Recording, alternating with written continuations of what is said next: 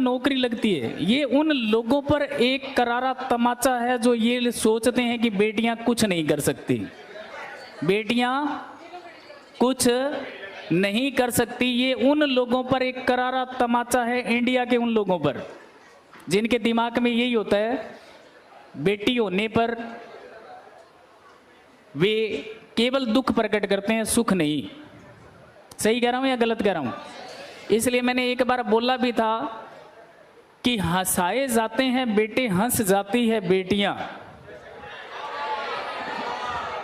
पढ़ाए जाते हैं बेटे, पढ़ जाती है बेटियां। ये उन बेटियों में शामिल है। बहुत बढ़िया बेटा। ज्वाइनिंग ले ली आपने? ज्वाइनिंग ले ली? कहाँ पर? अंबाला कैंट में अभी ट्रेनिंग चल रही है आपकी? Very good. तू वर्दी में आती तो बहुत बढ़िया लगता है ना? वर्दी में आती तो बढ़िया लगता ना, यानी अपनी पुलिस की यूनिफॉर्म में आती तो बहुत ही अच्छा लगता। इसके लिए एक बार फिर से क्लैप करो। शाबाश। सुन, नीलो खेड़ी के अंदर एक ब्रांच है, वहां पर लड़कियां देख रही है कि भाई आप नीलो खेड़ी से हो, अरे इसीलिए ये तूने कैमरा नीलो खेड़ी का ऑन किया रहा है। बहुत बड़ी। ये लड़कियां सोच रही है कि हमारे साथ पढ़ने वाली बच्ची तो लगी, हमारा कब नंबर आएगा? आ जाएगा। जो निरंतर मेहनत करता है ना, उसका एक दिन नंबर जरूर आता है। इसीलिए 2 लाइनें आपकी हिंदी में आप लोग पढ़ते ही हो, क्या बताना है आपको? क्या करत करत अभ्यास ते जड़मती होत सुजान, रसरी आवत जान तेर शील पर परत निशान। ऐसे पढ़ते हैं, शील पर निशान। Very good. बस मैं तो थोड़ा सा ही लूंगा, ये तू खा पहले। परिमल सर कैसे खिलाते हैं? ऐसे खिलाते हैं क्या? ठीक है भाई, थैंक यू। अच्छा, ओहो, ये घड़ी तो मैं भूल ही गया था। लो, ठीक है बेटा, थैंक यू। क्या?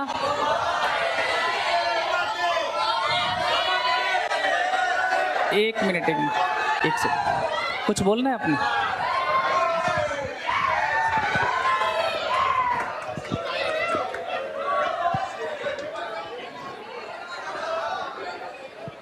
ठीक है सर। Hello everyone.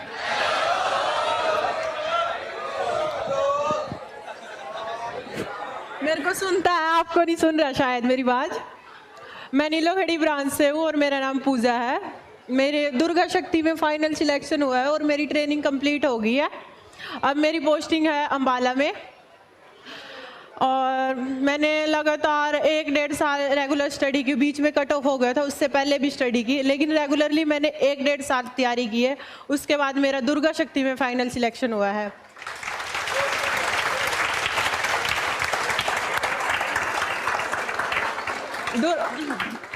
सबसे पहले मैंने जैसे तैयारी की तो मेरा CTET क्लियर हुआ, CTET, PRT और TGT।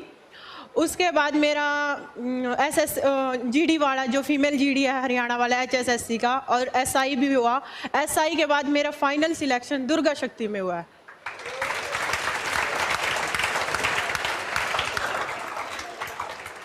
तो मैं आप सबसे भी यही कहूँगी, बीच में बिल्कुल भी कट ऑफ ना होना, रेगुलरली स्टडी करते रहना। जैसे आप रेगुलरली स्टडी करोगे तो आप 0 से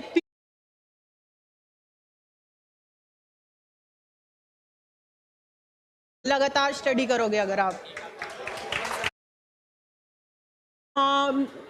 कि सबको, लेकिन जरूरी है, लड़की को अगर अपनी सेल्फ रिस्पेक्ट चाहिए तो आज के टाइम में उसको कमाना बहुत ज़्यादा ज़रूरी है। अगर वो नहीं कमाएगी तो उसकी, तब एक्सेप्शन है, जैसे बहुत सारी फैमिलीज ऐसी है कि हाँ रिस्पेक्ट भी कर दिया है, लेकिन अगर वो खुद कमाती है तो उसकी अपने आप ही रिस्पेक्ट बनती चली जाती है।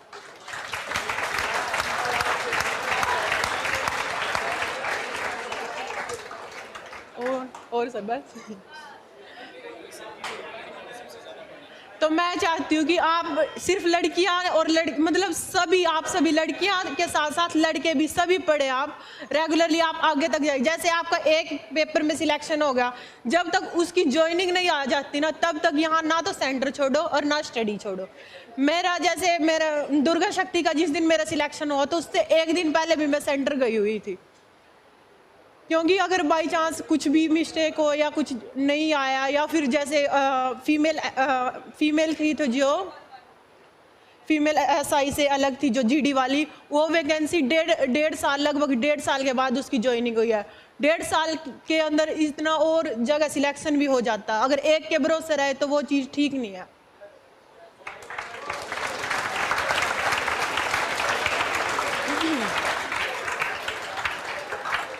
और ये सर मेरी नीलोखेड़ी ब्रांच है। नीलोखेड़ी ब्रांच से मैंने स्टडी की है, बहुत ज़्यादा अच्छा स्टाफ है, सब कुछ है। और वर्मा सर ने भी बहुत ज़्यादा साथ दिया, और प्रीमल सर, बबीता मैम, सब सारा स्टाफ सब ने बहुत ज़्यादा साथ दिया। और मेरी फैमिली, मेरे पेरेंट्स सब ने बहुत ज़्यादा साथ दिया, सपोर्ट किया मेरे को कि आगे बढ़। वैसे मैंने स्टडी भी बहुत ज़्यादा की, लेकिन कंपटीशन में मेरे को बाद में ये होगी मेरे को जॉब करनी है, सबसे पहले मैं डिग्रियां ही इकट्ठी करती रही। तो आपसे यही कहूँगी कि 12th के बाद डायरेक्ट ही आप अगर साथ साथ बीए होगी आपकी और साथ साथ आपकी नौकरी लगी, तो इससे बेस्ट बात और कुछ भी नहीं है, अगर आपके पास रोजगार है तो।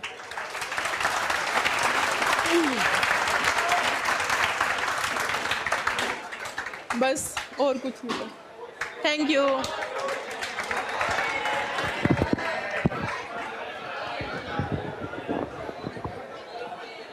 दुर्गा शक्ति में सिलेक्ट हुई पूजा का एक संकेत सभी के नाम था। संकेत क्या था कि तब तक आदमी को हार नहीं माननी चाहिए जब तक कि उसको सफलता न मिल जाए। जैसे पूजा ने कहा कि मैं अंतिम दिन तक, मेरी ज्वाइनिंग, मेरा सिलेक्शन होने के बावजूद भी मैं सेंटर जा रही थी, तो इसको उस समय ये था कि कहीं अगर रुकावट आई तो मेरी स्टडी में बाधा तो नहीं आए। और तुम लोग क्या करते हो, चलते चलते ब्रेक लगा लेते हो। ऐसा किसी बच्चे को नहीं करना चाहिए। जब तक सफलता पूर्ण रूप से न मिल जाए तब तक हार नहीं माननी चाहिए। एक दिन सफलता जरूर मिलती है। देखो वो कहते हैं ना कि भगवान के घर में देर है अंधेर नहीं है। सफलता जरूर मिलती है। जो सच्चे अर्थों में स्टडी करता है उसको तो सफलता मिलती है। जिसके दिमाग में कहीं ना कहीं कोई पाप का क्षण होता है, पाप के कुछ बिंदु दिमाग में दौड़ रहे होते हैं, वे पीछे रहते हैं। वो कहते हैं ना, गिरते हैं शह सवार ही मैदाने जंग में, गिरते हैं शह सवार ही मैदाने जंग में, वे तिल्लफ क्या गिरेंगे जो घुटनों के बल चले। ठीक है जी, थैंक यू।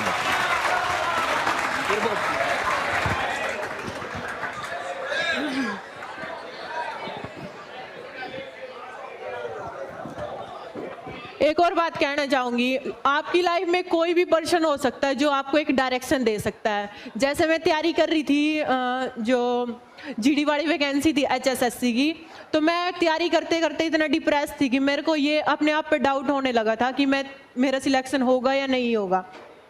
जैसे मैं अपनी तरफ से तो बेस्ट कर रही थी, लेकिन वो पॉइंट आ ही जाता है स्ट्रेस में कि हाय अगर सिलेक्शन ना हुआ तो ये होगा वो होगा। तो फिर जैसे एक सर थे, पता नहीं वो कौन सी ब्रांच से थे, लेकिन वो एक दिन हमारी ब्रांच पे आए, संदीप सर नाम था उनका। तो उनके उस दिन की मीटिंग के बाद मेरी लाइफ का एक डायरेक्शन मिल गई कि हाँ मेरे को तैयारी करनी है। और उनकी डायरेक्शन के बाद मेरा सिलेक्शन हो गया। तब मेरे को अपने आप पे कॉन्फिडेंस हो गया कि हाँ अब हो गया, क्योंकि उन्होंने सिर्फ इतना बताया कि बेटा आप अपनी तरफ से 100% करो, ताकि आपको बाद में ये रियलाइज ना हो कि हाँ मेरी तरफ थोड़ी सी कमी थी।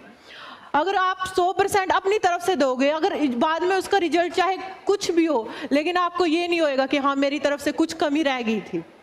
ठीक है, कुछ लाइन्स बोलना चाहूंगी। अपनी मंजिल को बुलाकर जिया तो क्या जिया, है दम तुझ में तो उसे पाकर दिखा, लिख दे खून से अपने कामयाबी की कहानी और बोल उस किस्मत को, है दम तो मिटा के दिखा। Thank you.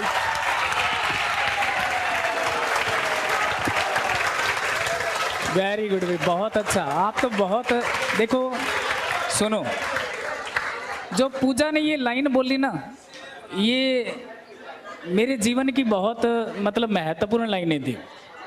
यानी मुझे सबसे अच्छी यही लाइनें लगती हैं।